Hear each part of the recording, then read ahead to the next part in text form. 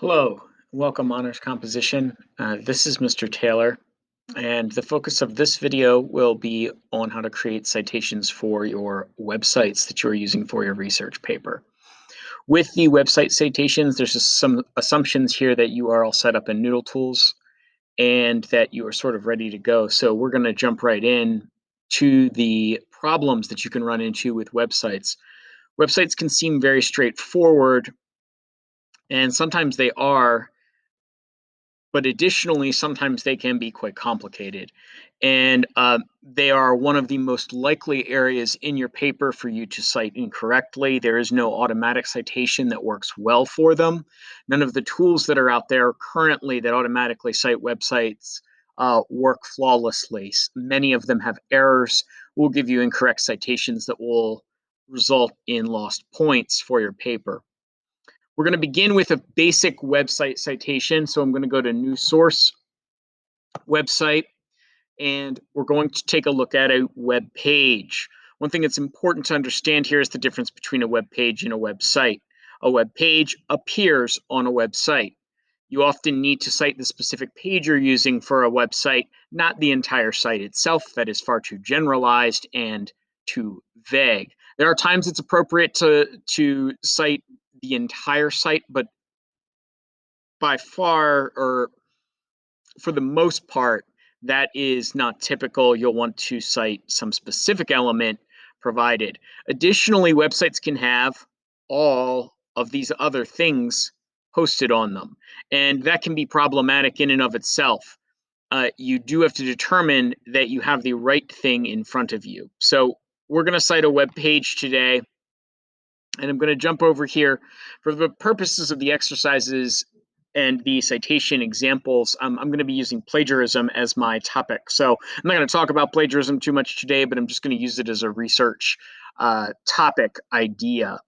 So here I am on the Harvard Law School, and I wanted to see what they had to say about plagiarism, and perhaps there's something here that I would want to use. And I go down to the bottom, and they share some information about plagiarism and some examples of past cases. Now, the point is that we want to begin to fill out this information that's available here, and it starts out pretty straightforward. We'll jump to first the URL, then date of publication. Date of publication is typically found somewhere up here for web page articles, usually kind of right under the title of the page or something at the top. Sometimes you will find it at the very bottom of the page also. It looks like this is Graduate Program Handbook 2020 to 2021.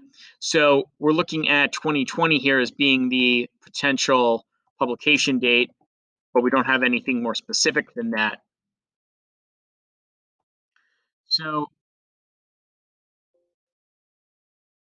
at this point, what we need to do then is date of access. Simply putting today's date is a quick way to do that. All right, so if we have a contributor, a clear name, and again, a lot of times you'll see a author listed here at the top of the page or farther on, you would put that information there. However, we do not have an author in this case. We need to jump then, and we'll leave those blank. We need to jump then to the web page or article title. One quick way to double check the web page is to actually hold your cursor over top the tab, and you'll see right here, you'll often get the name of the page and then the name of the website. You see that dash that is separating the two. This page is not called Harvard Law School. This is the name of the site. The page is called Policies. I'd like to also emphasize that the page is not called Plagiarism. That is only a piece of the page. So in order to make sure that we cite this correctly, we will cite Policies. And again, if you do, there is a case, and it can happen, where you do not have a title of any type. Usually you have something to go by, but if that is the case, Noodle Tools does allow you to click that. Now, at this point, we're going to move on to citing more of the website. So the name of the actual website itself. As I mentioned before, the name of the website is Harvard Law School. We're going to see that, and a lot of times you can go to the main page to get the name if you're not sure. You simply click on the link there, and we see that that is the name of the website.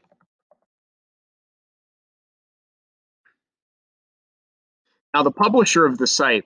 So this is an important rule to understand with websites. One, if the publisher and the name of the site are the same, you do not need to repeat it. And Noodle Tools tells you that right here.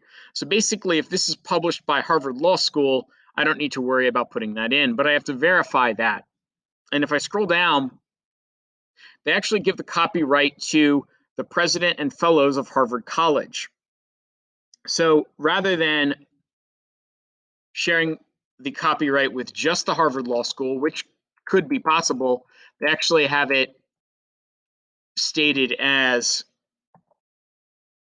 president and fellows of Harvard College. So all I did was found the copyright information. When it says publisher, the best way to think about that is just who owns the copyright to it. Things can get dicey as far as who's putting what online a lot of times. So the copyright is really one of the easy ways for you to verify some part of the publishing information. Contributors to the site as a whole.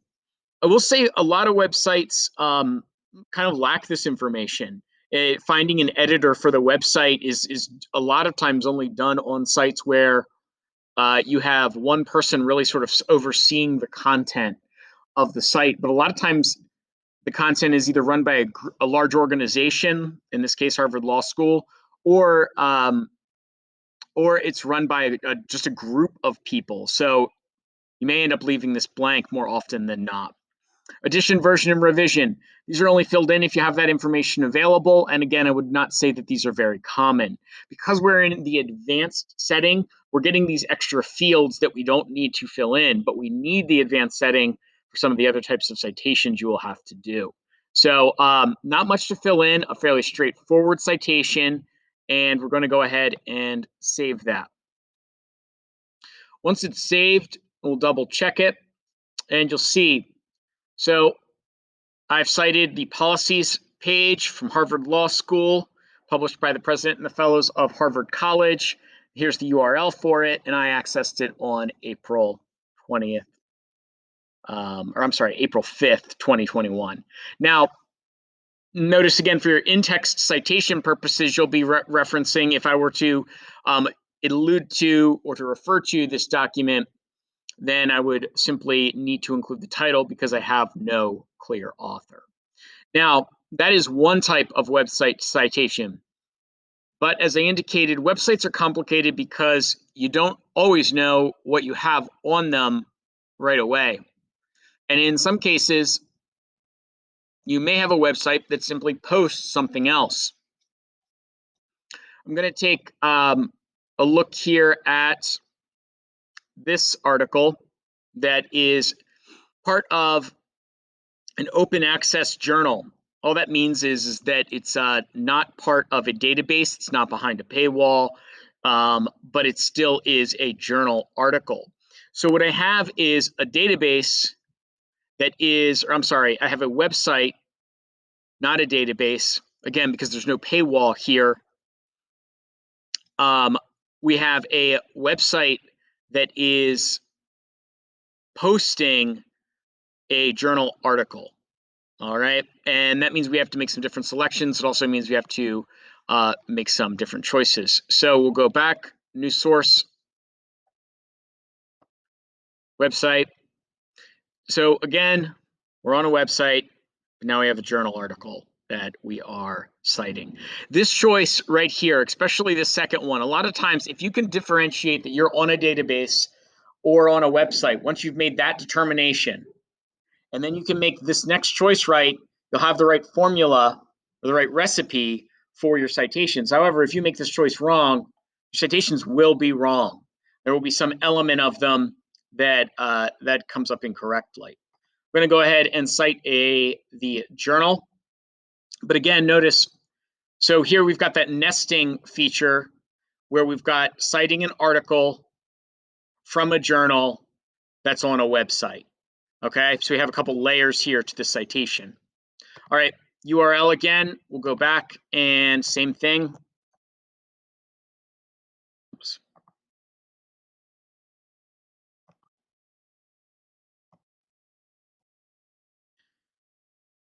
Paste that in. If the DOI is available, it is expected that you use it.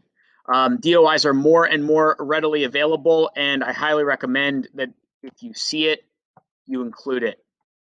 You could be marked points for this.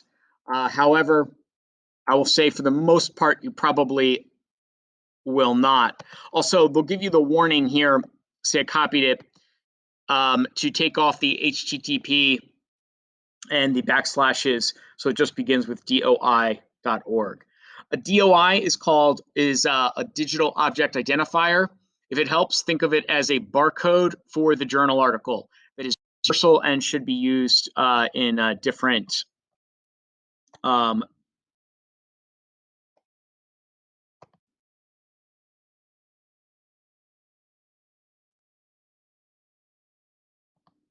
in different cases. It looks like I'm actually going to have to change this one. Checking here. There we go. MLA wants me to introduce the number. They had to introduce differently, actually, because that's a different style. But you see it's DOI and then colon, and then the information is provided right after it. Like I said, it's just a barcode, but it really allows for quick lookup of the article. This is very convenient for your reader. So that's incorrect too. Let me jump back here and get this.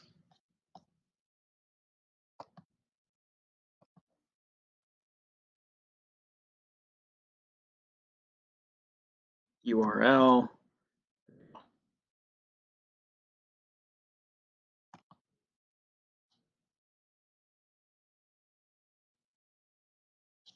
So name of the container website. So the idea here is the actual name of this site. But you notice, and again, Noodle Tools kind of warns you, name of container website rarely included. The MLA, because you're citing a journal article and you're providing the DOI and you're providing this link, they aren't that worried about the name of the website. You can skip this. I don't like to include anything I don't have to include, as it indicates rarely included because you really only need it if it's very, very special for some reason. So there's nothing particularly important about that information for our purposes, so we are okay there. Now I'm going to go up to the top of this article, and again we see here is the article. Here are the three authors. Why do postgraduate students commit plagiarism? An empirical study. And so we see we have the authors' names right here. I'm going to copy these names particularly because of the difficulty spelling them, but you'll see we'll add 3 contributors and first name, last name.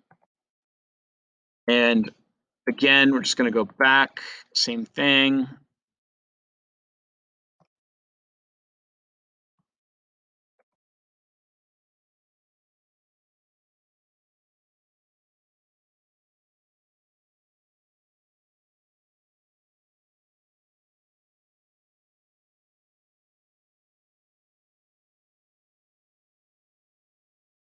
And finally,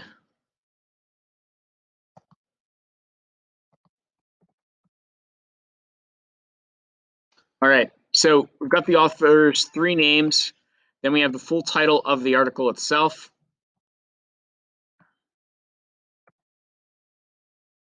One thing that will be important is capitalization. You'll notice that the original article did not capitalize the major words in the title. This is because it was cited in the Chicago style, and that is not typical of the Chicago style format. However, for our purposes in MLA, titles get the major words capitalized, so you can see now that it's fixed, I no longer get the warning from Noodle Tools. I would really recommend not ignoring those warnings. In most cases, they are quite helpful. Page numbers. If we had page numbers, we should use them, and that's where we get into this idea is if this was a PDF, and I could see that in the published version there were page numbers, I would put them there. However, there are no actual clear page numbers that exist, and you can see there's nothing that makes it stand out. We'll go to cite this article. You'll see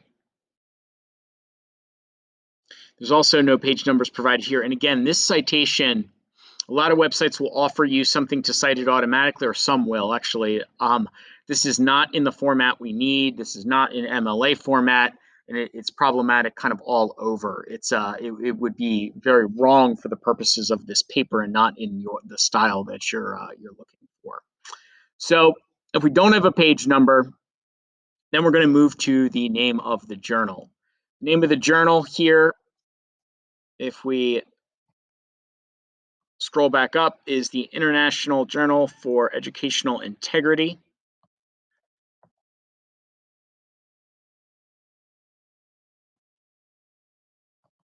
And then we have the volume and the issue number. A few notes on volume and issue number. One is that the volume and issue number are typically listed, sometimes they're listed, it's actually a little unusual that it's listed up here at the top. A lot of times you have to look down at the bottom, and they're usually two numbers. The volume number tends to be the higher one because you'll have, especially if a journal's been published for years, you'll have maybe 5 years or 15 or 50 years worth of volumes, but then the issues only come out a few a year, perhaps. Maybe there's 4 issues each year. That's pretty common. So if we scroll down, again, we're going to scroll down to the bottom. I can tell this is the 14th volume. I want to double check to see if we've got an actual issue number. It says Article 7. That is not the same as the issue number. That's just a more modern way of publishing on the web, but we don't have anything anywhere that actually would go. So publication date is important. We're going to jump to, it's published on the 19th of September, 2018.